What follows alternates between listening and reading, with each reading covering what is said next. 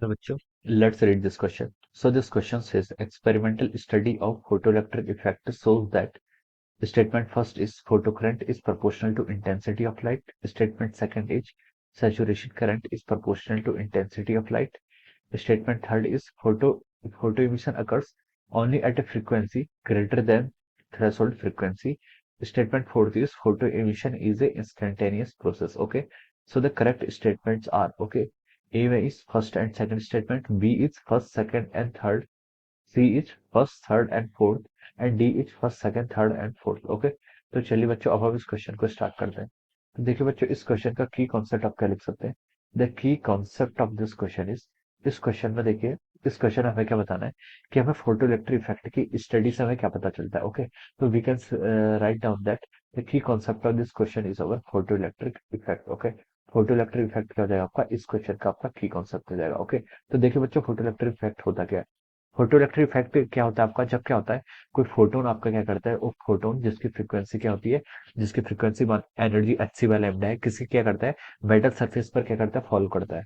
तो उससे क्या होता है आपका इलेक्ट्रॉन्स क्या होता हो जाता है, इमिट हो जाता है। इलेक्ट्रॉन्स इमिट किस कंडीशन में होता है, जब जो एनर्जी होती है फोटोन की वो क्या होती है ग्रेटर हो as compare to the threshold energy of the metal. जो आपका मेटल सरफेस की थ्रेशोल्ड एनर्जी से ज्यादा होती है, तब हम बोल सकते हैं कि इलेक्ट्रॉन्स क्या हो सकता है may come out of the surface, surface से क्या हो सकता है बाहर आ सकता है। Okay, so this is our photo electric effect.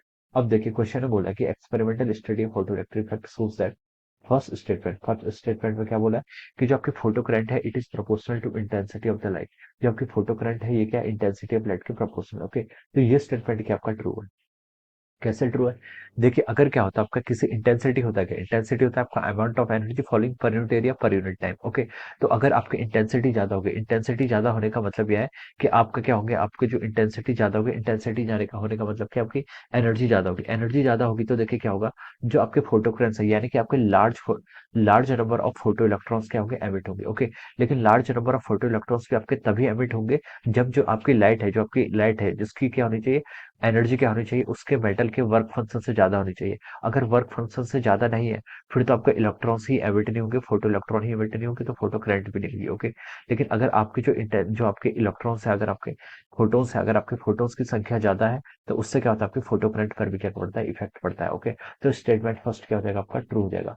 Statement second में बोला है कि saturation current is proportional to intensity of light. Okay, so ये स्टेटमेंट भी क्या आपका करेक्ट है। ओके, आपकी सैचुरेशन करंट क्या होती है, देखिए सैचुरेशन करंट होती का मतलब ये है कि जब आपके क्या होता है, देखिए जब आपका देखिए ये आपका क्या है, मान लीजिए ऐसे यहाँ पर मैं कैथोड और एनोड बना देता हूँ। ओके, ये आपका देखिए इस तरीके से आपने इसको, ये क्या आपका एनोड है। Okay, this is our anode and this is our cathode, ये क्या आपका कैथोड है। ओके, और हमने क्या कर रखा है, देखिए एनोड को पॉजिटिव पोटेंशियल दिया है, हमने इसको किसी पोटेंशियल से यहाँ पर हमने बैटरी क्या कर सकते, यहाँ से आपकी जो वोल्टेज है, वोल्टेज क्या कर सकती है आपकी वेरी कर सकती है। ओके, तो देखिए जब इसमें क्या होगा आपका ऐसे लाइट क्या करेगी स्ट्राइक करेगी, तो इसमें क्या होते हैं आपके इलेक्ट्रॉन्स क्या होते हैं इजेक्ट होंगे। ओके, तो देखिए जब आप क्या करते हैं saturation current is proportional to intensity of light का मतलब यह है कि देखिए जब आपके इलेक्ट्रॉन्स यहाँ से एमिट हो गए, इलेक्ट्रॉन्स क्या हो गए आपके कैथोड प्लेट से क्या हो गए एमिट हो गए। लेकिन जैसे आप इंटेंसिटी बढ़ाते हैं तो इंटेंसिटी बढ़ाने का मतलब होता है कि जितने भी इलेक्ट्रॉन्स क्या हो चुके हैं यहाँ से एमिट हो सके, जितने भी आपके इलेक्ट्रॉन्स क्या है यहाँ पर आपके क्लाउड में है, मतलब कैथोड और एनोड के बीच में है, अगर आप इंटेंसिटी बढ़ाते हैं तो सारे के सारे इलेक्ट्रॉन्स के पास क्या जाती है, they got enough kinetic energy, और ये क्या कर पाते हैं आपके एनोड पर जाएंगे, और एनोड पर जाएंगे तो क्या करेंगे आपकी एक क्या करेंगे आपकी करंट को कंस्टिट्यूट करते हैं, जिसका हम क्या बोलते हैं फोटो करंट बोलते हैं। ओके, तो हम बोल सकते हैं कि जो आपकी सैचुरेशन करंट है it is proportional to intensity of light. Okay, कैसे है, क्योंकि जितने भी इलेक्ट्रॉन्स आपके एमिट हो चुके हैं कैथोड प्लेट से, they all get sufficient kinetic energy and they will move to the anode. Okay, क्योंकि क्या होता है यहाँ पर क्या होता है, देखिए इलेक्ट्रॉन्स, कुछ इलेक्ट्रॉन्स एमिट होते हैं तो यहाँ पर पहले से आपका इलेक्ट्रॉन क्लाउड होता है, इससे वो क्या करता है रिपेल करके वो फिर से क्या जाते हैं कैथोड प्लेट पर चले जाते हैं। ओके, लेकिन जब हम इंटेंसिटी बढ़ाते हैं तो इंटेंसिटी क्या करती है, इनको काइनेटिक एनर्जी देती है और they will move to the anode. Okay, anode plate पर पहुंच जाते हैं। ओके, तो स्टेटमेंट सेकंड भी क्या हो जाएगा आपका ट्रू हो जाएगा। अब देखिए थर्ड स्टेटमेंट में क्या बोला है, photo emission occurs only at frequency greater than the threshold frequency. Okay, photo emission तभी होगा जब आपकी फ्रीक्वेंसी क्या होती है थ्रेशोल्ड फ्रीक्वेंसी से ज्यादा होती है, तो हम बोलेंगे कि yes this statement is also true. क्या होता है, फोटो इमिशन तभी होगा जब आपकी क्या होती है मिनिमम फ्रीक्वेंसी, जिसको क्या बोलते हैं थ्रेशोल्ड फ्रीक्वेंसी, उससे ज्यादा फ्रीक्वेंसी का फोटोन आपको क्या कर रहा है स्ट्राइक कर रहा है। ओके, अब देखिए फोर्थ पर इसने बोला है कि the photo emission is an instantaneous process. Okay, so this statement is also true, ये स्टेटमेंट भी आपका ट्रू है।